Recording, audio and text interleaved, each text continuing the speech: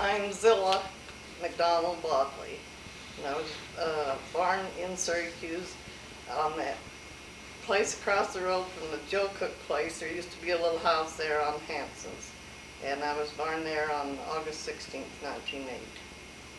And then after the folks moved to Hooper and lived there 2 or 3 years, and then they bought the old Bentley place, and that was across the road from Orson Biby's place there. And so I lived there until I got married. And there was 6 of us in the family. And my mother was Lydia Manning McDonald, and her folks lived about a quarter of a mile north and a little bit west. And as a child, I used to walk across the field to Grandma's place a lot. And as we grew up there, I was the oldest, and there were 6 of us, 3 boys and 3 girls. And now about Syracuse, what I can remember.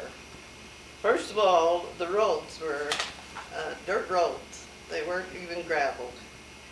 And in the summer there was 4 or 5 inches of dust. And in the winter, why, it was snow, but in the spring, that was the bad. Below the hill there, it was almost impossible to go because of the mud and you'd get down to the clay and everything. And it was real rugged. And so we welcomed the gravel roads, even if they was washboardy. Why, we was so thrilled when they came. And I remember some of the Model T cars and things, and I remember when they used all horses to do everything, and this was a hard thing, because they had to be fed and took care of them, and I'm sure the horses suffered a lot. A lot of people didn't take good care of them, but I had relatives all around. Verna Simpson was Jess Simpson's wife, and she lived on the south side of the Syracuse Road that goes to the lake there, just as you get about the lake. Is that about where Painters live now? Yes, that's Painters bought that place from her, yes. And we used to walk down to Andy's all the time, and like I say, there would be ankle-deep sand in the road. But we'd walk down there, and in them days, people used to go get a start of east off from the neighbor. And I can remember walking down there, and it was about 3/4 of a mile, maybe not quite, and getting a start of east from home. But Annie's bread was always better than ours, because she just knew how to make it better, I guess. But then and I remember Kerr's living there, and Ed Bill's on the south side of the road. And I would say the beet dump there was a focal point, because the beets were such an important thing, and they were a cash crop, and so was tomatoes.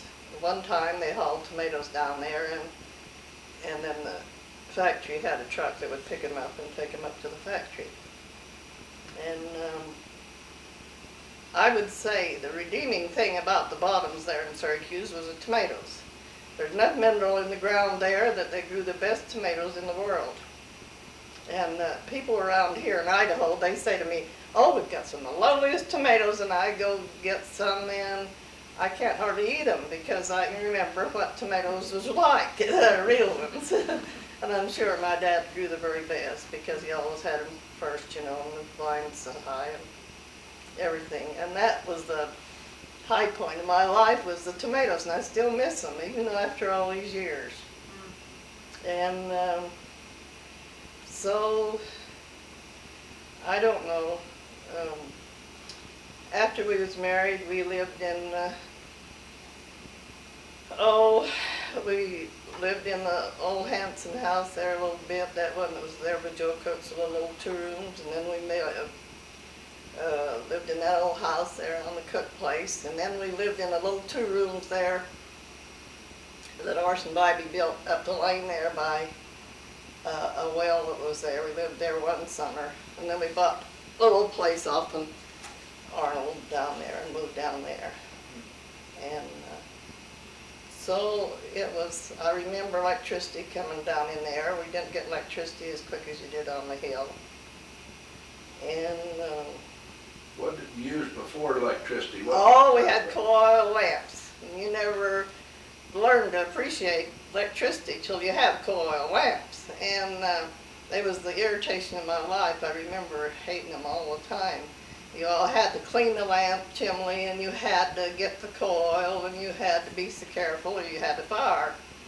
And it was all coal stoves, and some people burned wood, but which didn't heat worth a darn. But then anyway, that's what they did. And Where did you get the coal from?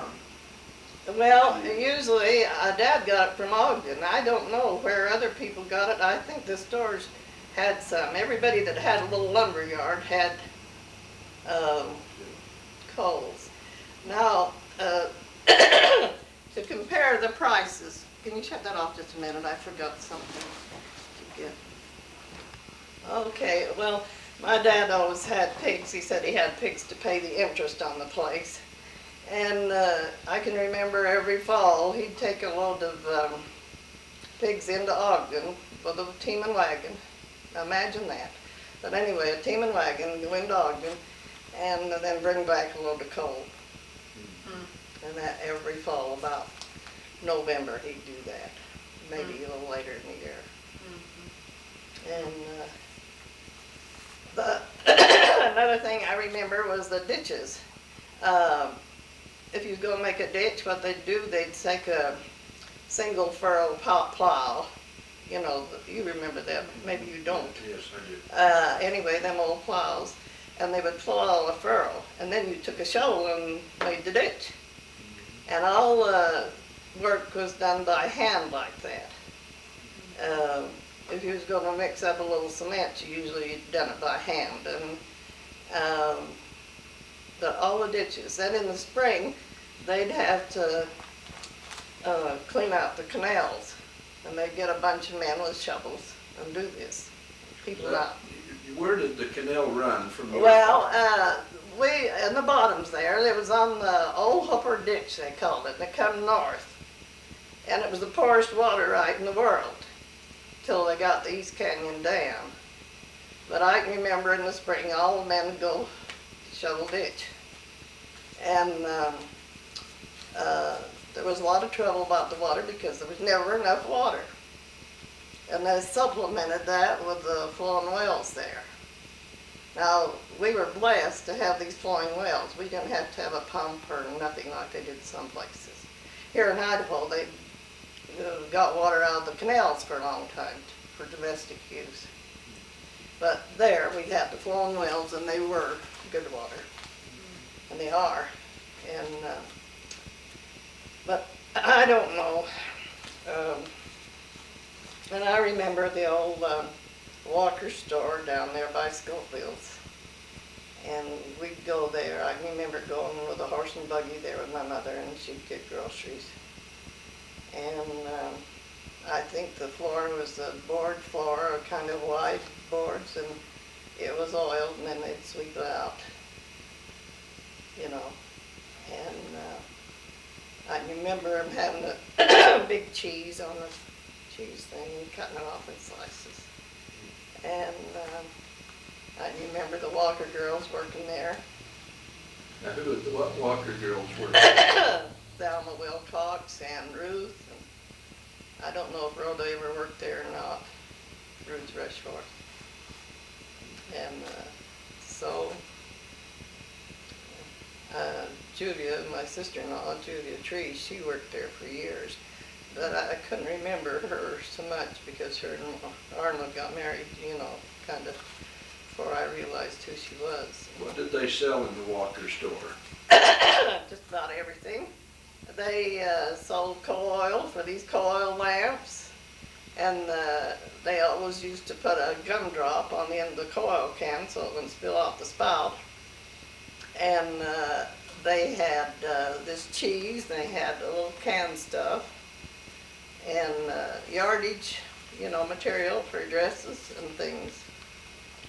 And they just about had everything.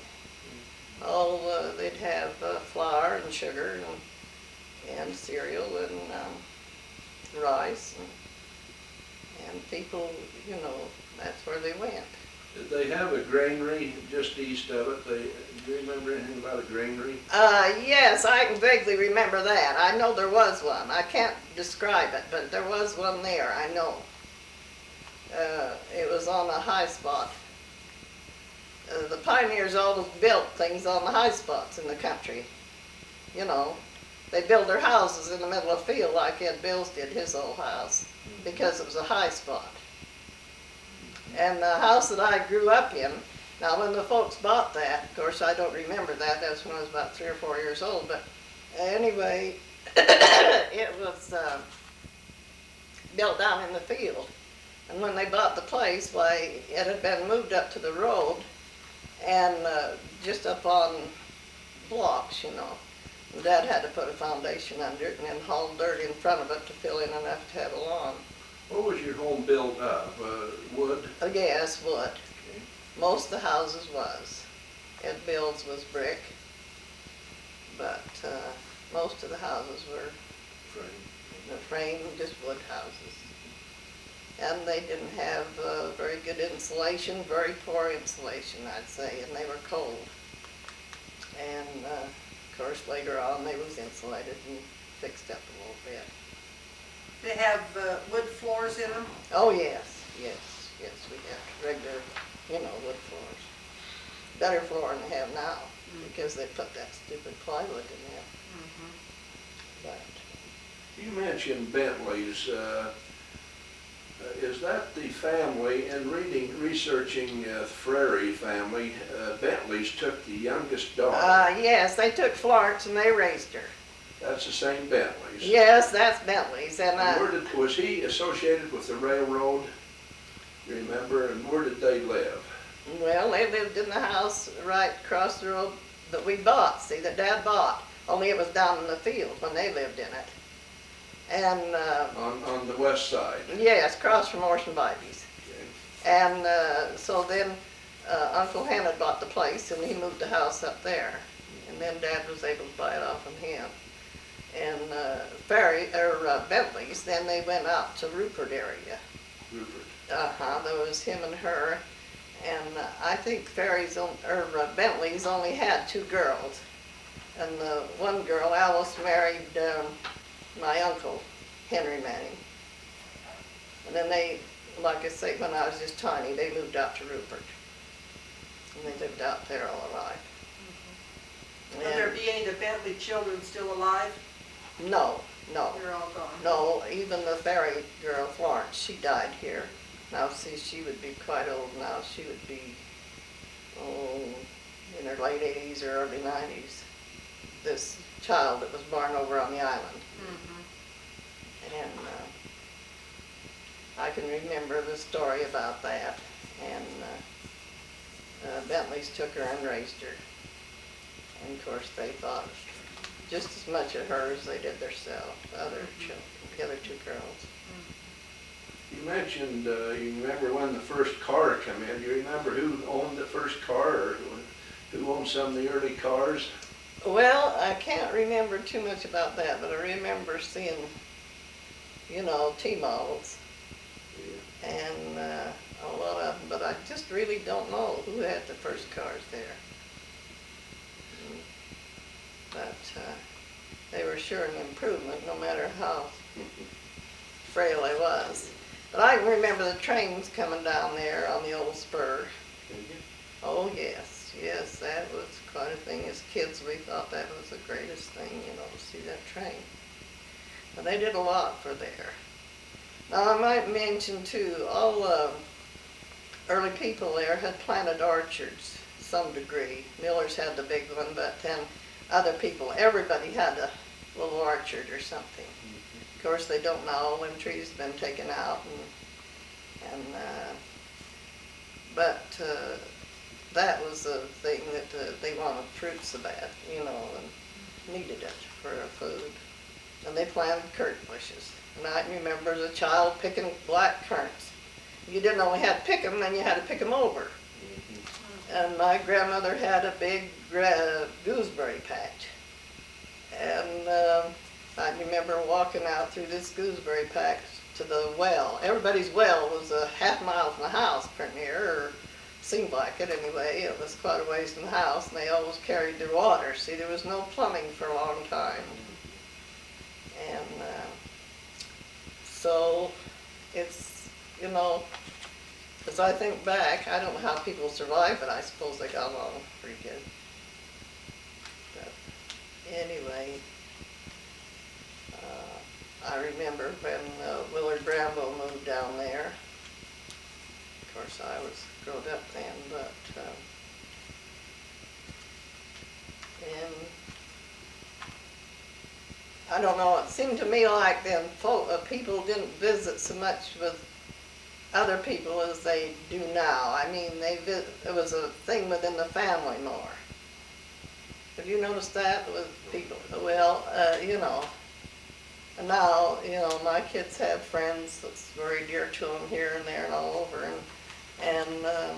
but then at that time there wasn't transportation, so it was more of a family-oriented thing. And the people didn't live as long, you know. I don't know any of my ancestors lived as old as I am. And I suspect it was a hard life they had. And they used to have to work together to get to haul hay and stuff like that. Because They work back and forth with yes, with each other. To help each other. And they used to thrash, and there was the old thrash machines. And when you had thrashers, you had about 15 men, you know, to feed or 20. And as kids, we enjoyed that immensely. That was a lot of fun, but I don't think it was much fun.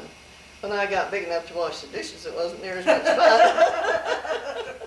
Did Orson Bybee, he had one of the... Yes, Orson had an old thrasher. And you know, Orson could yell louder than anybody in the world. I mean, his voice carried. And he could talk to anybody above that thrasher. And it was an old steam engine thing, you know. Made a lot of noise. But he could talk over that always. And so one thing I remember about Orson was, you know, so, and well, the lake was always there. We watched when storms come over the lake, and if a black cloud come, you know. And then with the lake, you had the mud, you know, the lake had went back, and it's not up like it was now. And it was just mud, and that smelled horrible. When there was a west wind, the stink of the lake, we always knew when it was going to storm. And then there was the mosquitoes. Of course, they didn't treat them like they do now or anything. And the mosquitoes. You go to pick a tomato, out to pick tomatoes, if it was late in the afternoon, you got in alive. The mosquitoes. And maybe you don't want to hear that, but that. Everybody washed on the board. And this was a process. You had to fill a boiler with water, you get that hot, and then you dip some of it out and put it in the tub and rub them, and then you had to boil all the white clothes, you know, to get them clean. People got their clothes so dirty then because they didn't ever change as often as they do now. Now, I suppose your family changes every day, and mine does too, but not then.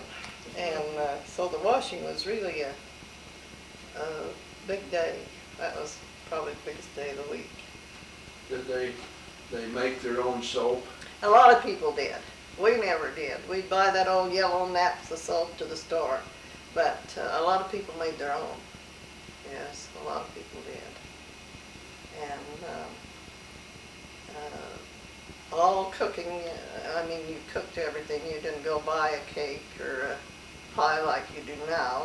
You know, if we want a pie now, we buy a best frozen one, and they're just super, but then you made it. And the people made butter. They sold butter to the stores. And they had, most everybody had a few chickens, and they was, you know, sell a few eggs. and then the chicken give them fresh meat, because see, you didn't have refrigeration, no refrigeration. In the bottoms there, we did have advantage. Some of the people now remember Dad making a well box, and there was a little well out there in front, and he used to run onto that and then off down in a little ditch, and that kept things cool in this little well box. And then as people got cellars or basements, they would set milk and cold water in that to keep it, from souring. But the refrigeration is a wonderful thing to me. It's one of the biggest advantages I have. The freezer and the refrigeration. And so phones, as I remember, there was only one or two phones down below the hill. They had one at the store, and Miller's had one. They told me for years, Edward said, that they always had a phone for a long time. And then I remember when Orson Cora had a phone there, Orson Bybee. But they wasn't available like they are now. And I think probably the health care is the greatest thing we have now. And then, the doctors came out to the home. Most of the kids were born at home. And they didn't have access to a hospital or anything like we do now. I live within 1.5 miles of a hospital here, and one of the most modern in the country, and I could get the best care within a few minutes. And that wasn't available. And the way we get to town, I suppose you've heard this, but people would drive up to the Bamberger station, which was up by Hillfield, where Hillfield is now. It was up in that area somewhere. I don't know just which street it was on. But they'd go up there with a horse and buggy and take a little hay for the horse and let it eat there while he went and dogged them back on the Bamberger. Other than that, you had to drive into town. So, and I don't know what else anybody'd be interested in. Probably not even interested in that. But, Yes, we are. We sure are. but I might say too, now these beets had to be loaded by hand on these wagons. The wagons were high. I don't know why they had to be so high, but I guess to get the traction from the bigger wheel, I suppose. But we'd go out there and help load beets, And I was the oldest in the family, so I got all of these advantages of different things. I can remember. Blessings of home. Yeah, I we'd go and load beets and throw them on there, and there would be 3 or 4 of us kids, and maybe my husband on the one side of the wagon, and Dad could load his twice as fast, and I never could understand that. I can't to this day. But, and then the one thing that I remember is planting tomatoes. And we dropped them, by hand, and they could take the shovel and push off the dirt and get it down where it was a little bit damp, and then make a hole with the shovel and drop the tomato plant in there. And I had the privilege of doing that for years because here I was the oldest and we get all the goodies. And so this was a way of life. And then, of course, the tomatoes had to be watered and hoed. You had to hoe every one of them plants. They was planted about 3 feet apart or 4. I can't remember. I guess about 3 feet. And you had to hoe around every plant. And now, of course, that's all done by machine. The reason they don't have decent tomatoes. They're all picked by machine. How many acres did they plant when they planted something like that? They used to plant 3 or 4, and some of them only 2. We usually, after I was married, we only had about 2 acres we could take care of. That, like I say, that was a redeeming feature that I remember, was the tomato. Did you peel tomatoes at the factory? Oh, yes, I worked in the factory for Now, it. this would be the factory up, Yes, up above yes, then, up wasn't it? there. Worked for Ole Sessions. I'm sure, you know, now we look back at it as a pleasant experience. I'm sure we got awful tired, but now I remember, you know, the people there, and that's probably a real pleasant experience that I remember. Besides, we needed the money desperately, as everybody did. And I don't think the kids that are growing up now, my kids or your kids, can understand how, well, how plain poor the people were. And now your grandfather seemed to always manage to have something, but so many of the people just didn't have anything much, you know. And so it's, as I look back now, I expect it's a refining experience, but I'm glad my kids had something better. Back in those days, though, you didn't know you was poor, did you? I mean, everybody Yes, was the yes. same to where No, I it didn't knew I was matter poor. to you, you know. No, it did to me. I don't know why. You know, this always irked me. I never, and we didn't want for anything. My dad was a good farmer, and we had plenty of food. And, you know, clothes, I guess it was sufficient. But something's wrong with me. I always wanted more. I always wanted, you know, Better than what we have. better. And some people didn't bother a bit. But anyway, it's, of course, I still have a lot of friends and relatives there. I remember, now I don't know if you'd be interested in, but when Francis and Nora came in there, they didn't have anything, you know, they came in there and they moved a little trailer house down on Orson Bivey's place. And was there a little while, and then finally they moved in a little house that was next to Willard Bramble there on the west side of the road. And Eddie's folks owned that ground. And that's when they moved there. They rented that little house. Now, Francis tells a story about going down the bottoms there to visit his grandmother. You know who his grandmother was down there? I can't imagine. It was Orson Bivey's mother. Orson's mother? Was his grandmother. See, Orson and his mother was brother and sister. And they lived down, now they lived at one time, see, Orson had a house down south on the corner from where his other house was, half mile or a quarter mile south. And that's where she lived. So that's where he went to visit her, where Francis went to visit his grandmother. Is this on 4,500 or 4,000? 45? 4,500. And this is south, a quarter of a mile from where Orson lived. There used to be a house there. People used to build old big rooms, you know, and it was a 3-roomed house, I think, and there was never a clothes closet or never anything, cabinet or anything. It was just 3 bare rooms. And that's the way most of them were built. And, but I don't know what else. What else would you want to know? Vita Bodily was telling us that home, the church was on the southeast corner of 4,000 West, and to the south of there was her home that has been there ever since she can remember. Do you know who lived in that home across from Willard, a little bit to the south on the east side of the street?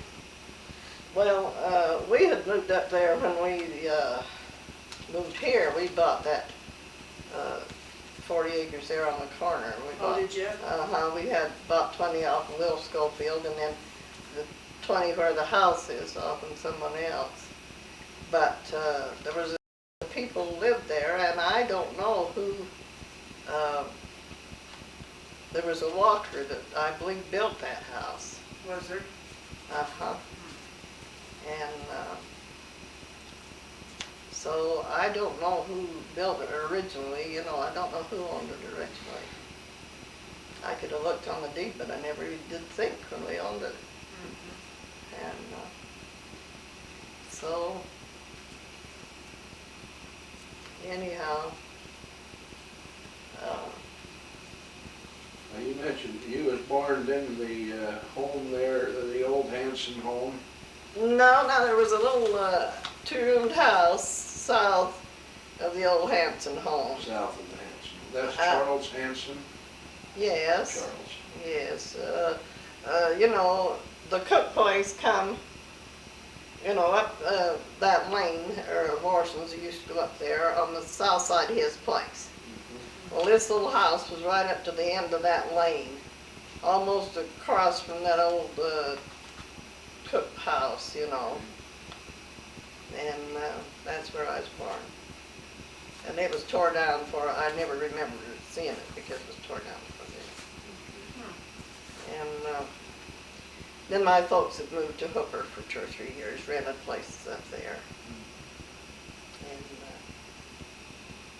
it was just, you know, one of these things that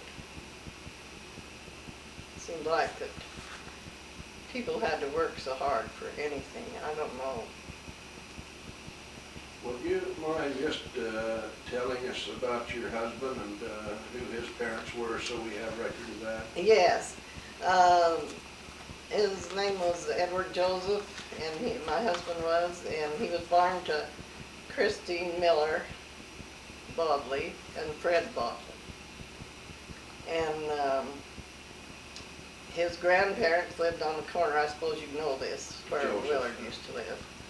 And he was born down in that house where Arnold used to live, you know, Arnold Bodily.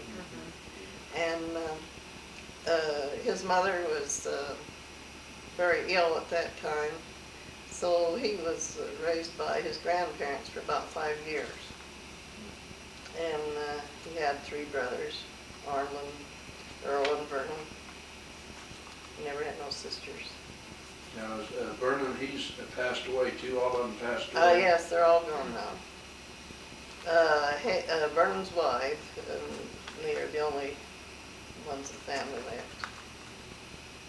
And see, Vernon and Earl and Edward died within 8 months.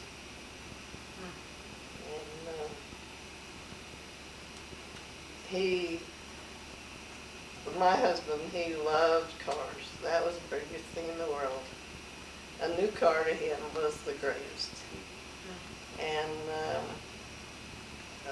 we moved to Idaho and sold that place down there, and everyone thought we'd gone out of our mind. And we came up here and we bought this place in September. But he was very happy here. Mosers that live across the road, they moved in a little house down here at the end of that same year we did. They moved in the spring. We'd come in the fall and they moved in the spring. And we've been friends for 40 years, we've been 46, whatever. And he was very happy here. He enjoyed the association with Fred and the different neighbors. And we didn't make a lot of money, but he was able to buy a new car for quite a few times, you know, and that was a big thrill to him. And he was real thrilled about the kids. There was 2 boys. We had 2 boys. And I had a girl that was stillborn before we moved up here. And he enjoyed it. And then we had dairy. We had cows. And we usually milked between 40 and 50 cows for years. And we had to have a hard man. And then his health failed, and we had to get rid of the cows. And he had arthritis real bad, and it got worse. Last 20 years of his life.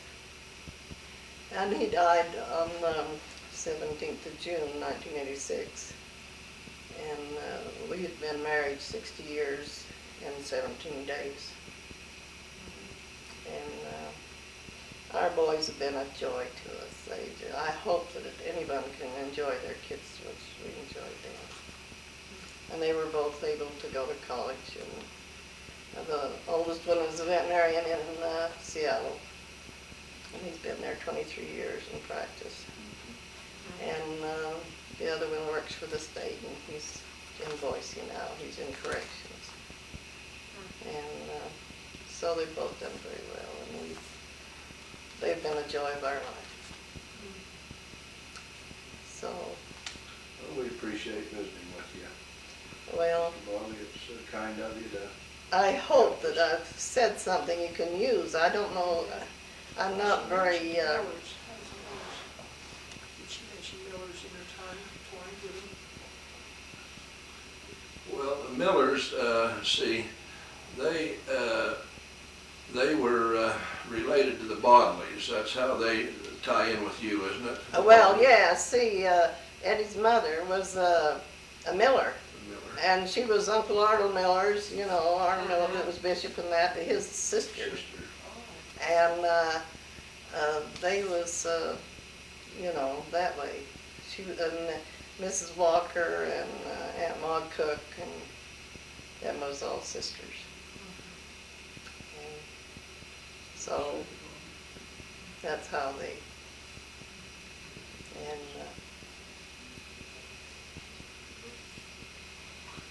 Okay, well, we appreciate that very much. well, I hope that I've said something. I don't know. Yeah. On February the 4th, 1987, a son was born to John Taylor McDonald and Catherine Zocker McDonald in Hooper, Utah. I haven't got Hooper in, but that's what it was. This was a blue-eyed, fair-skinned boy with white skin. He was the fourth child in the family of 9. He was born on a farm in Hooper. He learned to work at an early age and went away from home to work at 15. As he was growing up, see, his father died when he was 15. And there was a big family. You know how it was then. At 15. As he was growing up, an Aunt Dora Arby lived with the family. That was his mother's sister. I don't know how old he was when he married, but when she married, but I know she was very kind to him and all of his brothers and sisters, as they always treated them as her own.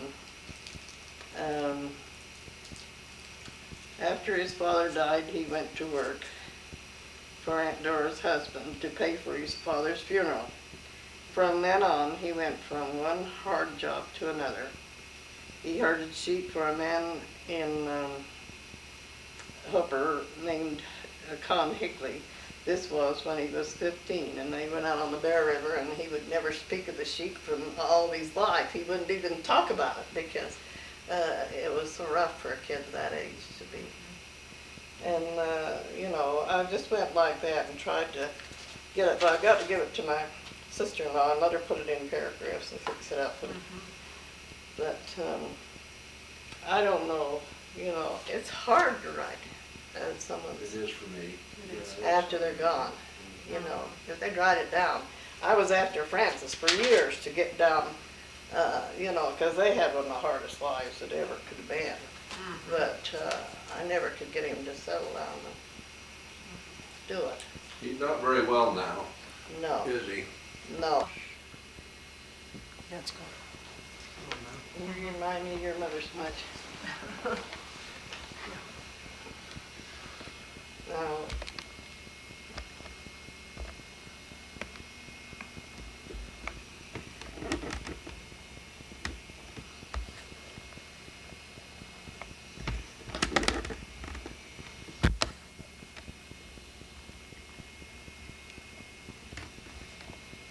Okay.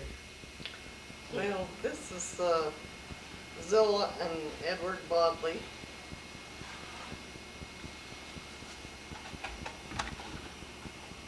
Okay. Another one? And this is my grandmother, Catherine McDonald, and her on the right is Elizabeth, and then Aunt Dora. Okay.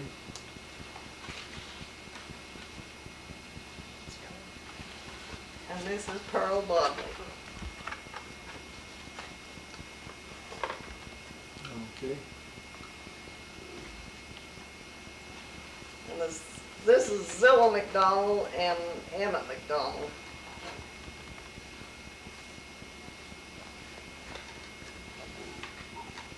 Okay.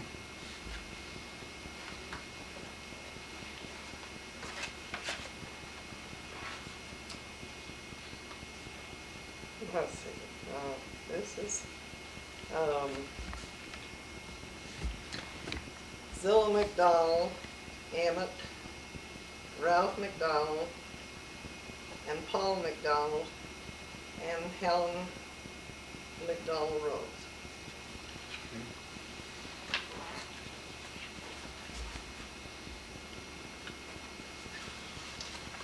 And this is the Briggs family. Hattie Manning's, Briggs and Roy Briggs, their family. There's Lawrence Briggs and Louis and Dale and Joanne.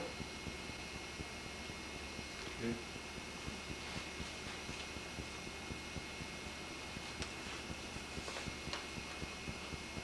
And this is Earl and Arnold Bodily. Okay. And this is Fred Bodily, a father of Edward. Okay.